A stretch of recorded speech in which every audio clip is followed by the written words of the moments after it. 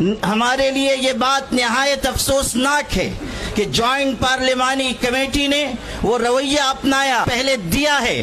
اس نے یہ واضح کر دیا کہ وہ امینڈمنٹ بل میں ترمیمات کے لیے سنجیدہ نہیں ہیں بلکہ وہ کسی مخصوص ایجنڈے کے اوپر کام کر رہے ہیں. ہماری طرف سے یہ بات جب کہی گئی کہ ہم اس سلسلے میں آگے بڑھیں گے اور احتجاج ہو سکتا ہے اور یہ بھی ممکن ہے کہ شاہین باغ کی طرز پر کوئی احتجاج کیا جائے، تو کہنے والے ایک شخص نے کہا کہ جلیان والا باغ کو نہیں بھولنا چاہیے، ہم ان کو یہ یاد دلانا چاہتے ہیں، ڈائر کے راستے پر چلنا چاہتے ہیں تو سن لیجئے، آپ کی گولیاں کم پڑ جائیں گی، ہمارے سینے کم نہیں پڑیں گے. آپ کس کو دھمکی دے رہے ہیں اور آپ کس قوم کو مخاطب کر رہے ہیں کہ آپ یہ سمجھتے ہیں کہ مسلمانوں کو خون کی ننھی منی ندیوں سے چل سکیں گے؟ سن لیجئے، ہم وہ ہیں کہ خون کے بحر قلزم سے گزر کر بھی داستان عزم و عزیمت لکھ کر آپ کو دکھا دیں گے.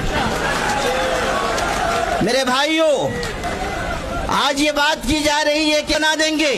اس وقت کیا ہوا تھا میں یاد دلانا چاہتا ہوں. جب گولیاں چلائی گئیں تو وہاں پر ہندو بھائیوں کی، سکھوں کی، مسلمانوں کی لاشیں ایک دوسرے کے ساتھ ملی ہوئی پڑی ہوئی تھی.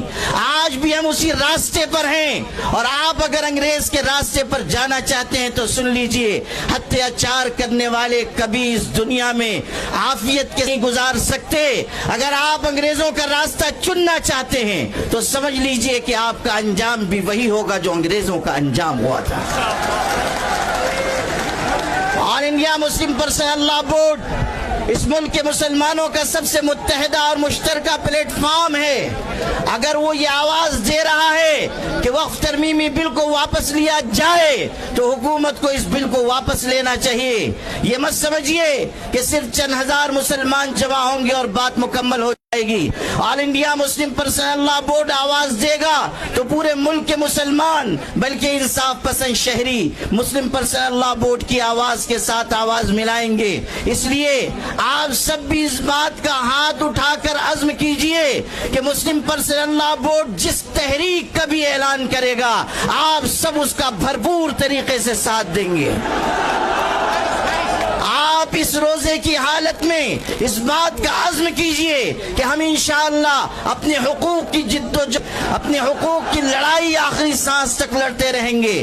اس حقیقت کو ہمیشہ یاد رکھیے کہ اپنے حقوق کی آواز جتنی دیر سے اٹھائی جاتی ہے اتنی ہی زیادہ قربانیاں دینی پڑتی ہیں. اس لیے اگر آج ہم آئے ہیں تو اپنے اندر ایک قربانی کا جذبہ بھی پیدا کریں اور یہ پیغام پورے ملک تک پہنچائیں کہ ہمیں اس ملک کو بھی بچانا ہے، اس ملک میں محبت کے پیغام کو بھی عام کرنا ہے اور سب کو ساتھ لے کر ہمیں اس سمت میں جانا ہے جس میں ملک کا بھی بھلا ہو اور ہماری ملت کا بھی بھلا ہو. آپ کی یہ قیادت جو یہاں موجود ہے اگر آپ اسے بوڑھی اور بزدل قیادت سمجھتے ہیں تو سن لیجئے، آج یہ یہاں بیٹھے ہوئے ہیں لیکن کل اگر اللہ نے ایسا موقع دیا کہ ہمیں اس لڑائی کو آگے بڑھانا پڑا تو آپ دیکھیں گے کہ یہ قیادت قلم اور کاغذ چھوڑ کر ہتھکڑیوں کا بھی استقبال کرے گی اور اپنے سینے کھول دے گی اور آپ کی لڑائی آخری سیڑھی تک لڑی جائے گی. اسی لیے میں یہ کہا کرتا ہوں اپنی قیادت کے بارے میں کہ یہ الگ بات ہے کہ چپ چاپ کھڑے رہتے ہیں، پھر بھی جو لوگ بڑے ہیں بڑے رہتے ہیں. ایسے درویشوں سے ملتا ہے ہمارا شجرہ جن کی ٹھوکر میں کئی تاج پڑے رہتے ہیں. وآخر دعوانا